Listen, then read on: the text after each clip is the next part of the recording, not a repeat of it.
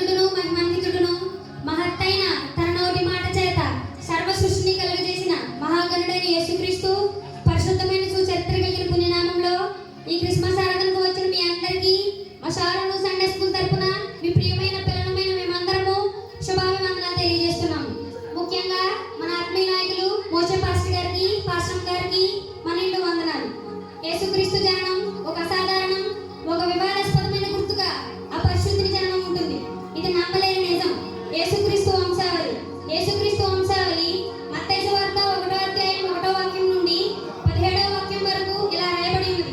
అబ్రహాము కుమారుడగు దావీదు కుమారుడైన యేసుక్రీస్తు వంశావళి. అబ్రహాము ఇస్సాకును కనెను, ఇస్సాకు యాకోబును కనెను, యాకోబు యోదాను అతని అన్నదమ్ములను కనెను, యోదా తామరనందు పేరేసును జరాహును కనెను, పేరేసు ఎస్రోమును కనెను, ఎస్రోము ఆరామును కనెను, ఆరాము అమ్మినాదాబును కనెను, అమ్మినాదాబు నయాసోనును కనెను, నయాసోను సల్మానును కనెను, సల్మాను రహాబునందు బోయజును కనెను, బోయజు రూతునందు ఓబేదును కనెను, ఓబేదు యెష్షయిని కనెను, యెష్షయి రాజైన దావీదును కనెను, ఊరియా భార్యగా నుండి ఆమె యందు దావీదు సొలొమోనును కనెను, సొలొమోను రెహబామును కనెను, రెహబాము అబియాను కనెను, అబియా ఆసాను కనెను, ఆసా యెహోషాపాతును కనెను, యెహోషాపాతు యెహోరామును కనెను, యెహోరాము ఉజ్జియాను కనెను, ఉజ్జియా యోతామును కనెను, యోతాము ఆహాజును కనెను, ఆహాజు హిజ్కియాను కనెను, హిజ్కియా మనష్షేను కనెను, మనష్షే ఆమోనును కనెను, ఆమోను యోషియాను కనెను. బబులోనుకు కొనుపోబడిన కాలంలో యోషియా యెకొన్యాను అతని సహోదరులను కనెను. యూదులు బబులోనుకు కొనుపోబడిన తరువాత యెకొన్యా షయల్తీయేలును జెరుబ్బాబెలును కనెను, జెరుబ్బాబెలు అబీహూదును కనెను, అబీహూదు ఎల్యాకీమును కనెను, ఎల్యాకీము ఆజోరును కనెను, ఆజోరు సాదోకును కనెను, సాదోకు ఆకీమును కనెను, ఆకీము ఎలీహూదును కనెను, ఎలీహూదు ఎలియాజరును కనెను, ఎలియాజరు మత్తానును కనెను, మత్తాను యాకోబును కనెను, యాకోబు మరియ భర్త అయిన యోసేపును కనెను. ఆమె యందు క్రీస్తు అనబడిన యేసు పుట్టెను. ఇట్లు అబ్రహాము మొదలుకొని దావీదు వరకు తరములన్నీ 14 తరములు. దావీదు మొదలుకొని యూదులు బబులోనుకు కొనుపోబడిన కాలం వరకు 14 తరములు. బబులోనుకు కొనుపోబడినది మొదలుకొని క్రీస్తు వరకు 14 తరములు. ఆదికాండం మొదలుకొని మలాకీ గ్రంథం వరకు యేసుక్రీస్తు శరీరధారి వస్తారని సుమారు 300కు పైగా ప్రవచనాలు ప్రవచింపబడ్డాయి. అందులో యోధా గోత్రంలో జన్మిస్తారని ఆదికాండము 49వ అధ్యాయము 10వ వాక్యంలో, కన్యక గర్భవతి అయిన కుమారుని కనెనని యెషయా ప్రవక్త ద్వారా, యేసుక్రీస్తు బెత్లెహేము గ్రామంలో జన్మిస్తారని మీకా ప్రవక్త ద్వారా ఇంకా ఎన్నో ప్రవచనాలు ముందుగానే ప్రవచించబడ్డాయి. అవన్నీ నెరవేరాయి కూడా. ఇక ఆలస్యం ఎందుకు? షారోను సండే స్కూల్ పిల్లలచే యేసుక్రీస్తు జననం ప్రదర్శితమవుతుంది. అందరూ శ్రద్ధ భయభక్తులు కలిగి చూడాలని, మా అందరి కొరకు తప్పనిసరిగా ప్రార్థన చేయాలని కోరుకుంటూ మీ షారోను సండే స్కూల్ చిల్డ్రన్స్. ప్రభువా, హెరోదు రాజు యొక్క దాస్యం నుండి మమ్మల్ని విడిపించండి. ప్రభువా, దయచేసి ఈ దయనీయమైన మీ బిడ్డల్ని జ్ఞాపకం చేసుకోండి. ఓ ఇమ్మానుయేలు, త్వరగా రండి. ప్రభువా, నువ్వు ఎప్పుడు వస్తావు? దయచేసి త్వరగా రండి. దయాప్రాప్తురాలా,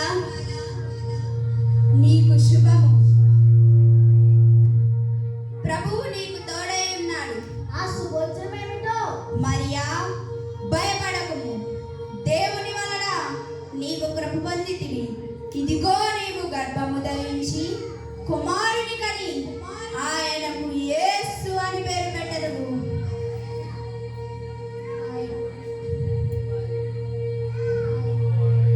ప్రభువైన దేవుడు ఆయన తండ్రి అయిన దావీదు సింహాసనమును ఆయనకిచ్చును.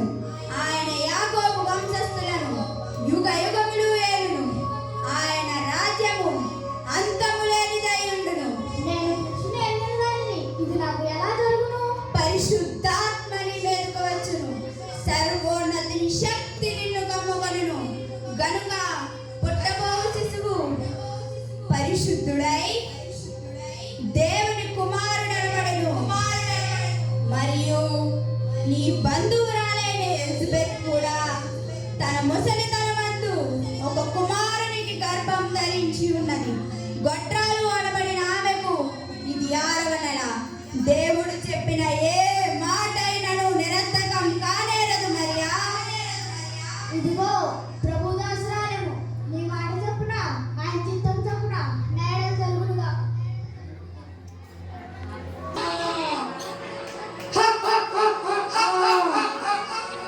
నేను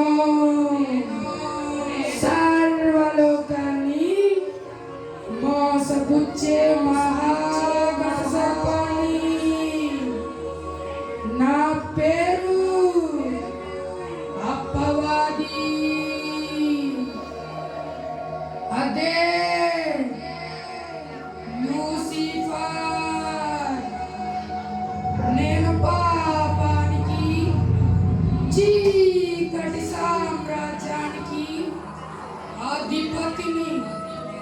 నా గురించి మీకు తెలియాలి.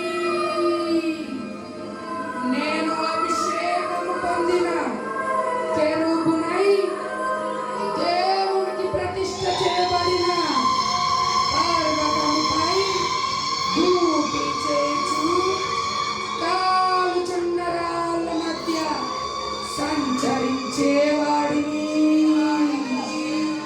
నా అందాన్ని బట్టి, నా తేజస్సును బట్టి గర్వించినందుకు ఆ దేవుడు నన్ను, నా మిత్రుణ్ణి అక్కడి నుంచి త్రోసేశాడు. అన్నట్టు నేను ఏదెను తోటలో కూడా ఉన్నాను. ఆదాము అవ్వలను ఆ తరువాత మనుషులందరికీ మరణం వచ్చేటట్టు చేసింది మనమే. అప్పటి నుండి ఇప్పటి వరకు మనుషులందరూ పాపంలోనికి దించుచున్నాను. ఇప్పుడేమో మనుషులందరి పాప విమోచనకము ఆ దేవుని కుమారుడిని పంపుతాడంట. ఎలా పంపుతాడో నేను చూస్తా. అందరినీ కలవరపరిచి నా మాయాజాలాన్ని చూపిస్తా.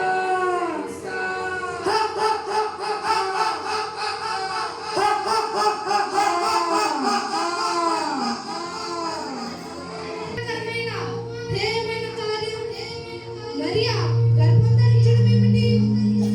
మరియా కన్యక కాదా? ఇది ధర్మశాస్త్ర విరుద్ధం. దీనికి శిక్ష మరణమే శరణ్యం. అవును యోసేపు, దీనికి శిక్ష మరణమే శరణ్యం. ఇది నాకు చాలా అవమానం. నేను యూదానే శ్రేష్టమైన నిష్ఠ కలిగిన గోత్రంలో పుట్టినవాడు. ఈ సంఘటన గురించి రబ్బీలకు తెలిస్తే మరిన్ని రాళ్లతో కొట్టి చంపేస్తారు. యోసేపు, నువ్వు ఇంత నిష్ఠ కలిగిన గోత్రంలో పుట్టి ఆ మరియను చేర్చుకుంటావా? వద్దు యోసేపు, మరియను రబ్బీలకు అప్పగించే. మరియను రాళ్ళతో కొట్టి చంపేస్తారు. కాబట్టి నేను దుష్కార్యం చేయలేదు. మరియను అవమానపరచను. రేపు ఉదయాన్నే లేచి ఆమెను రహస్యంగా విడిచిపెట్టేస్తాను. యోసేపు, మరియను రబ్బీలకు అప్పగించే. యోసేపు, మరియను రబ్బీలకు అప్పగించే. మరియను రాళ్ళతో కొట్టి చంపేస్తారు. యోసేపు, మరియను రబ్బీలకు అప్పగించే.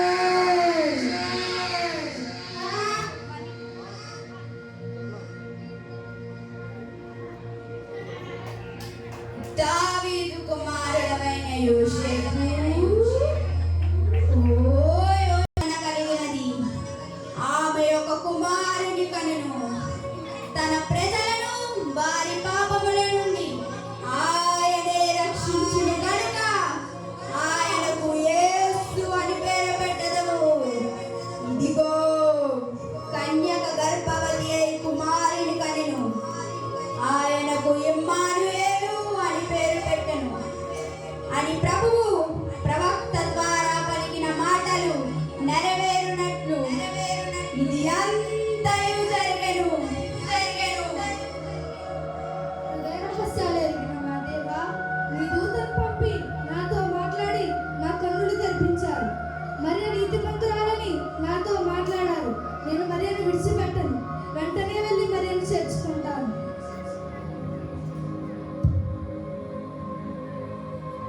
అందరూ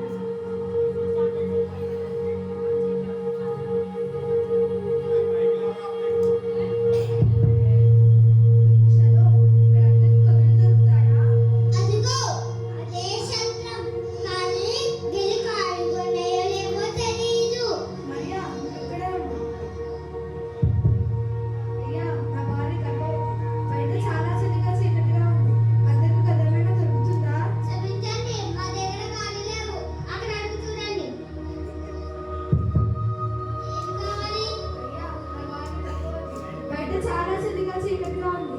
అద్దెకు కథ ఏమైనా ఉందా? ఇదేమైనా శబ్దంగా కనిపిస్తుందా నీకు? వెళ్ళు.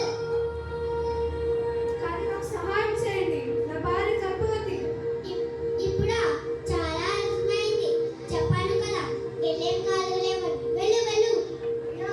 నాకు సహాయం చేయండి. నా భార్య గర్భవతి. నన్ను క్షమించు, నేను చేయగలిగినది ఏమీ లేదు. నన్ను క్షమించు, నేను చేయగలిగినది ఏమీ లేదు. ఎవరైనా మాకు సహాయం చేయండి.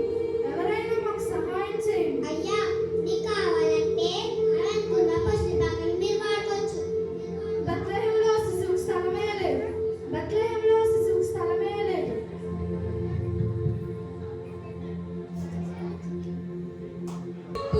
యోహాను, జాయ్, రావణుడి ప్రయాణం ఎలా జరిగింది?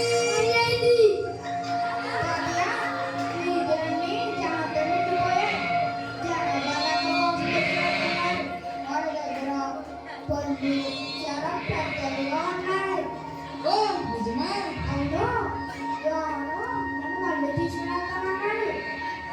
మంచి పని చేసావు యోహాను. మన దగ్గర నిజంగానే వాసన వస్తుందా? మనం గొడవగా కలిసి ఉంటాం, పడుకుంటాం. మన దగ్గర వాసనలు చాలమే, కానీ పల్లెలు మేము. ఒరే, నీలాగే గొర్రెలుగాచో ఒక అబ్బాయి ఉండేవాడు.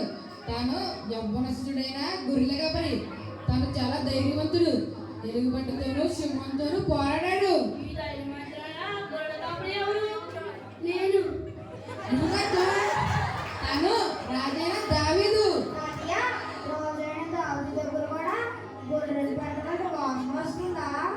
అలాంటిదే లేదా? సరే సరే, చాలా చీకటి పడింది. గొర్రెలన్నీ పాగలు కట్టి చుట్టూ కంప వేయండి. ఇక్కడ ఎలుగుబంట్లు తోడేళ్ళు తిరుగుతున్నాయంట. భయపడతా? సరే సరే, కట్టెలు తీసుకురండి. మంట వేసుకుని చాలా కాల్చుకుందాం.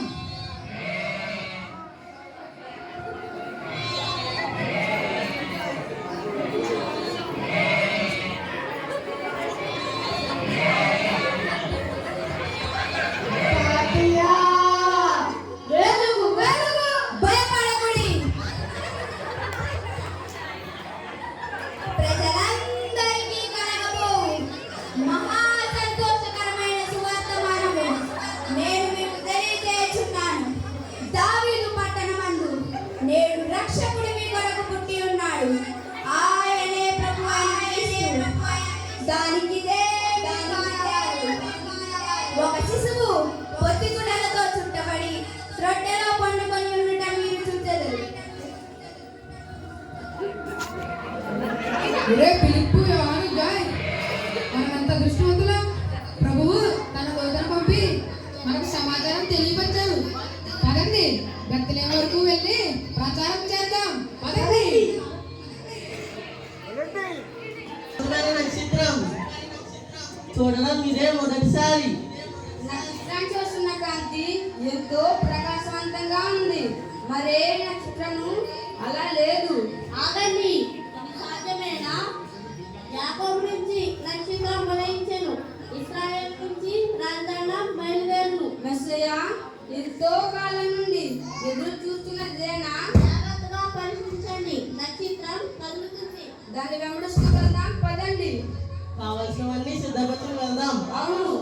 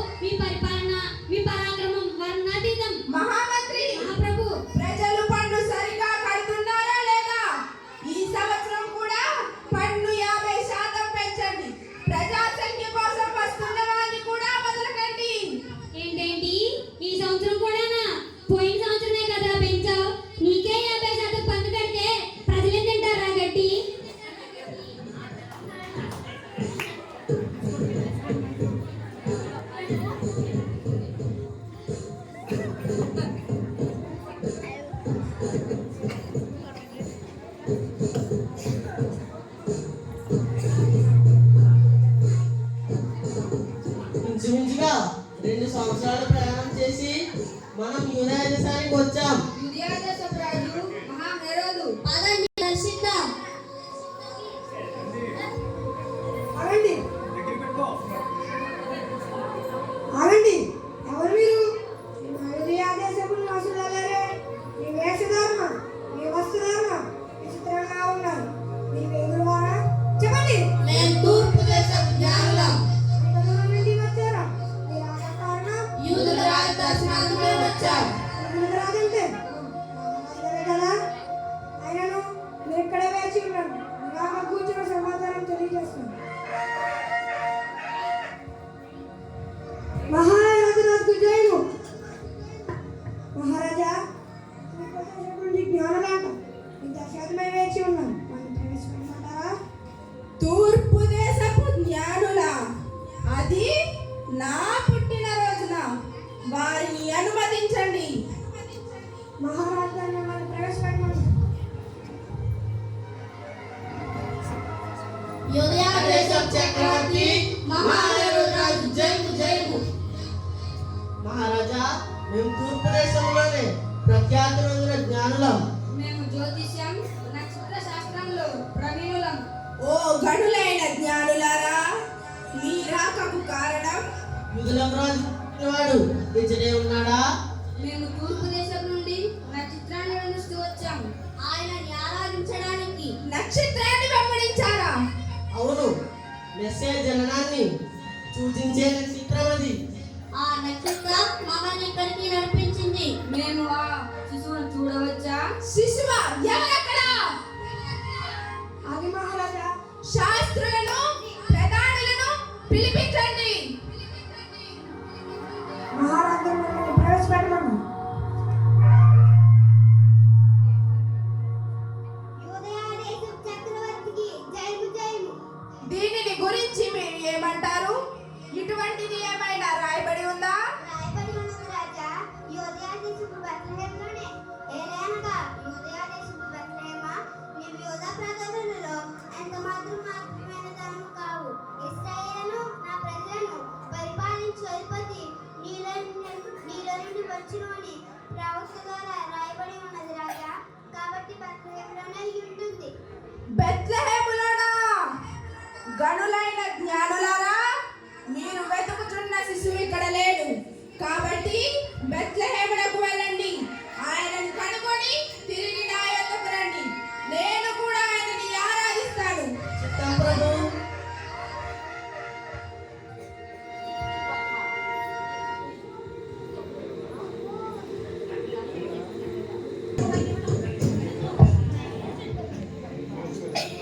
ఈ నక్షత్రం పశువుల బాధపై నిలిచిందేంటి? నక్షత్రాన్ని చాలా దూరం వెంబడించిన తరువాత మనం మెస్సేను చూసాం. మనమంతా వివేకులం. రాజభవనాల్లో వెతికాం. మెస్సయ జననం పందుల పాకలో జరుగుతుంది అనుకోలేదు. పదండి. కానుక సర్వోన్నతుడు ఈ దినమున పశువుల బాగలో జన్మించాడు. రాజుల రాజుకు బంగారం కానుకగా సమర్పిస్తున్నాను. పరిశుద్ధ యాజకునిగా జన్మించిన పరిశుద్ధుడైన దేవకుమారునికి సామ్రాణి కానుకగా సమర్పిస్తున్నాను. లోక పాపములను మోసుకొని పోవడానికి బలవంతంగా మారబోతున్న దైవ కుమారునికి బోనం కానుకగా సమర్పిస్తున్నాడు.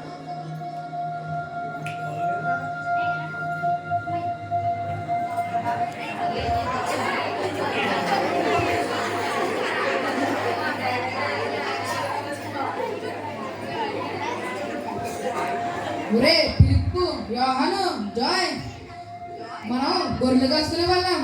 ప్రభువుకి ఏం అర్పించగలం? పదండి, పాటలు పాడుతూ దేవుణ్ణి ఆరాధిద్దాం. పట్టణమందు రారాజు పుట్టినాడు. దావీదు పట్టణమందు రారాజు పుట్టినాడు.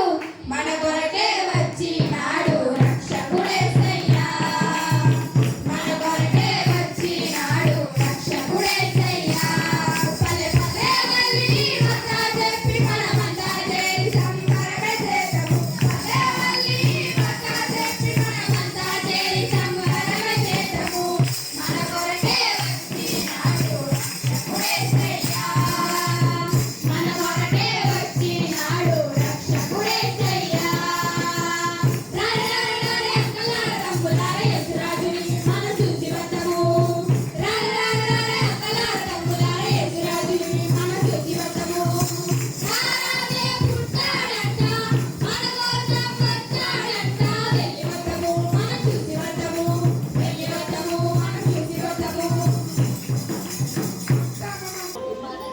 రండి హెరోదులను దర్శిద్దాం.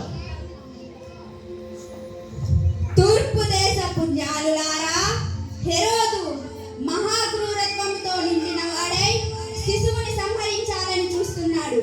కాబట్టి మీరు హెరోదు వద్దకు వెళ్ళక మరి ఒక మార్గంలో మీ విదేశాలకు వెళ్ళిపోండి. చిత్తా ప్రభు.